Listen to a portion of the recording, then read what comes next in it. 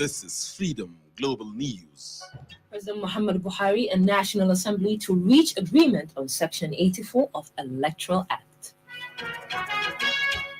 Nigerian Labour Congress protest on Constitution Amendment. Kano State Government to partner civil society organizations for developmental projects. And on the foreign scene, discussions between Russian and Ukrainian delegations are underway on Belarus border.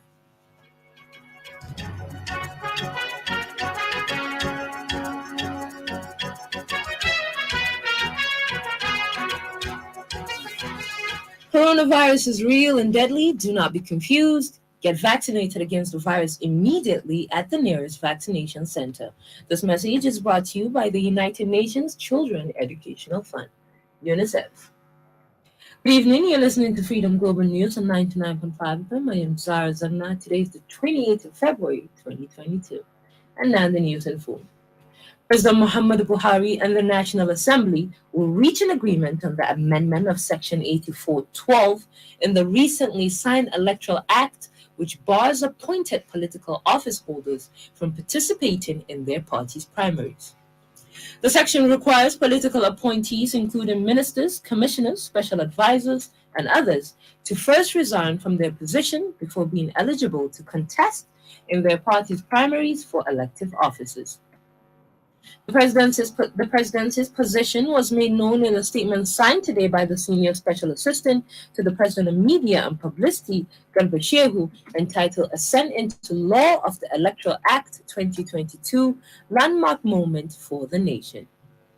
The presidency said in the coming days or weeks, the parliament and the executive should reach common ground on the issue raised by the president at the point of signing the law, which is the requirement for appointed political office holders to first resign before being eligible to vote or stand for election in the primaries for elective offices.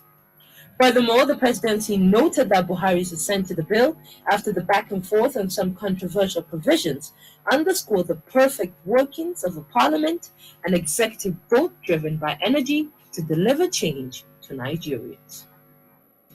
Meanwhile, the Independent National Electoral Commission, INEC, has published the Notice of Election Form EC60A for the 2023 general elections. The electoral body had released a comprehensive timetable and schedule of activities for the 2023 polls at the weekend.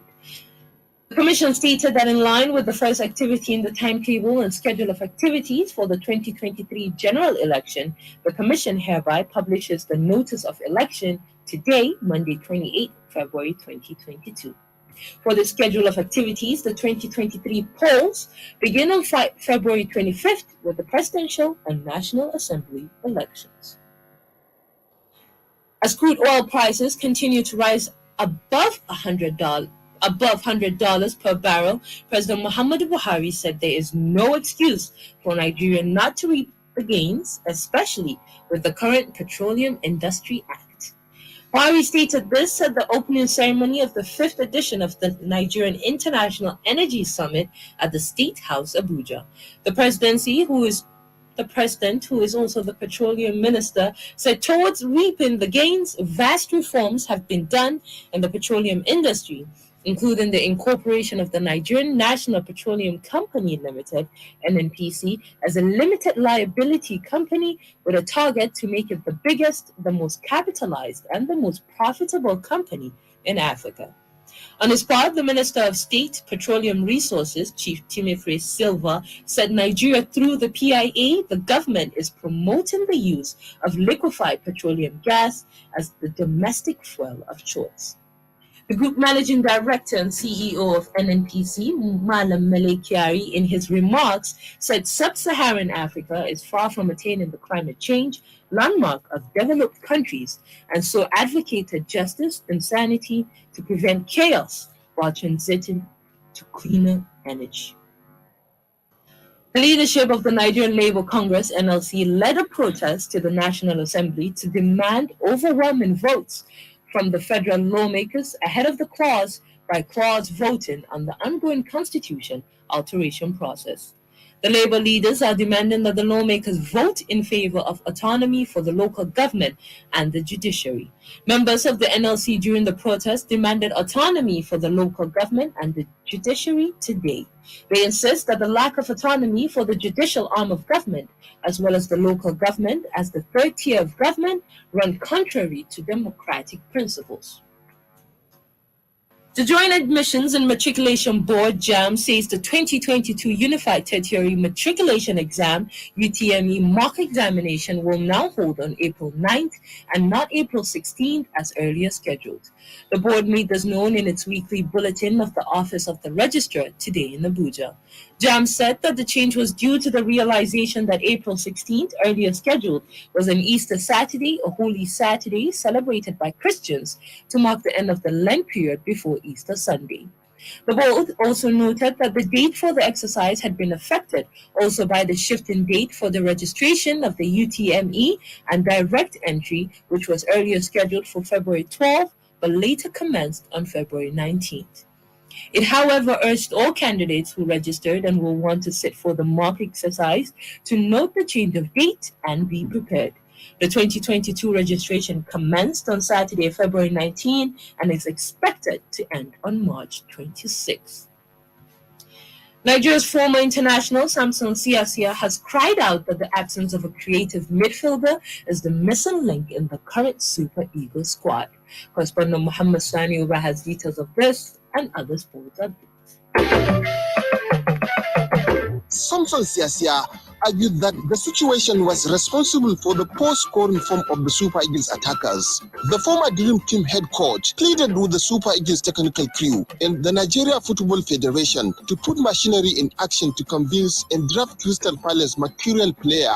The former Dream Team head coach pleaded with the Super Eagles technical crew and the Nigeria Football Federation to put machinery in action to convince and draft Crystal Palace mercurial playmaker Chidera Eze into the team. Meanwhile, Italian journalist Ciro Venerato has revealed that Manchester United are targeting a summer move for Victor Osimhen as a replacement for Cristiano Ronaldo. The Nigeria international continues to be linked with a transfer to the English Premier League ahead of the reopening of the transfer window, with Arsenal and Newcastle also mentioned as possible destinations. In another update, FIFA has said no international football matches will be played in Russia and the country's flag and anthem will be prohibited from matches abroad. It said Russia's national teams will henceforth compete only as the Football Union of Russia, and its games will be held with no fans and no neutral territory. The ban came after Sweden, Poland, and Czech Republic refused to play Russia in the 2022 World Cup playoff next month amid the invasion of Ukraine. Similarly, Chelsea Foundation trustees have not yet agreed to take over custody and care of the club as requested by owner Roman Abramovich following Russia's invasion of Ukraine. The 6 trustees want more information about whether running the club will be compatible with the UK charity law. In another update, former Italy goalkeeper Gianluigi Buffon has extended his contract with the Parma until 2024, meaning he will be 46 when it expires. The World Cup winner, age 44, rejoined the Serie A B club on a 2-year deal last summer. And on tennis, Daniil Medvedev succeeded Novak Djokovic as world number 1, becoming the first man since 2004 outside the game's big 4 of Djokovic, Rafael Nadal, Roger Federer, and Andy Murray to occupy the top spot. Muhammad Sanuba, Freedom Radio. The Global News is coming to you from Freedom Radio 99.5 FM. You can send your comments, opinions, and watch us live on Freedom Radio Nigeria on Facebook.com. You can get the link to the page on our website, freedomradionig.com. Masoyina, gaskiya na ji daɗin fitowar da muka yi don cin abinci. Gamuwa na da ke na daga cikin al'amari ɗaya da ke burge ni a rayuwa, masoyiyata. Wannan taron kuma daga ina ta fito. Kada ki damu babu ne wanda zai bata miki wannan yammaci. Ala baki da labarin comics. Sha maganin tarin comics. Maganin taron comics. Maganin tarin comics shine kake bukata domin samun sauki. Sai ka bare, ka sha, dan ka samu sauki. Kamfanin Orange Drugs Limited ke tallata shi. Sai ku hanzarta domin samun naku maganin tarin comics. Idan tari ya ci gaba bayan kwana 3, sai ku tuntubi likita. Yawwa, na samu sauki yanzu. Ina son ki abin kaunata, kuma ina son maganin tarin comics.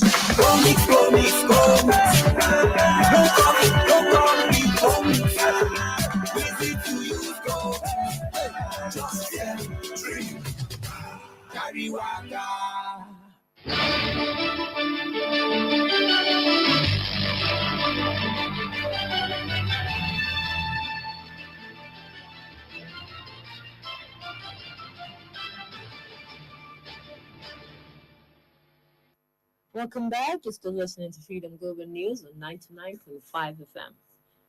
Kano State Government has reiterated its commitments to partner with civil society organizations, international organizations, and donors, and other stakeholders in order to make Kano safe and secure where developmental projects can be introduced and sustained.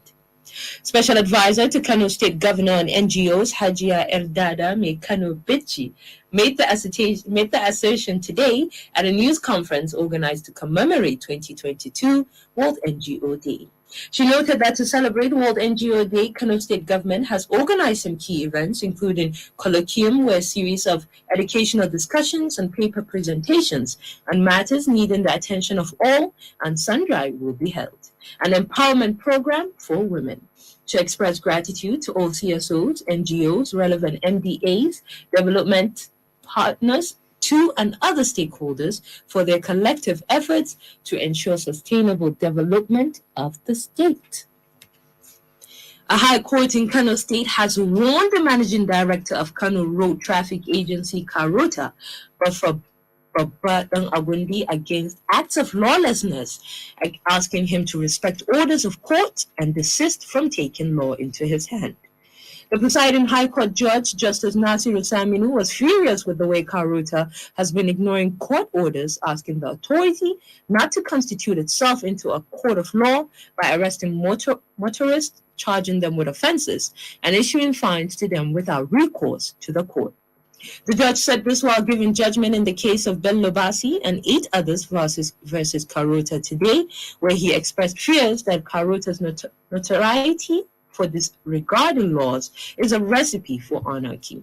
Bello Bassi and his co-plaintiffs had taken Karota to court to challenge the 2,000 naira fine slammed against them for riding their private motorbike with their families and friends. The court also reiterated that Karota lacks the powers to combine the roles of an arresting, prosecuting, as well as adjudicatory agents. He ordered Karota to refund the fines it took from 3 of the plaintiffs who produced evidence of payment of fines, and also pay them exemplary damages of 500,000 naira each, in addition to 100,000 naira as cost of prosecuting the case. For tomorrow's weather forecast in some cities in Nigeria and parts of Niger Republic.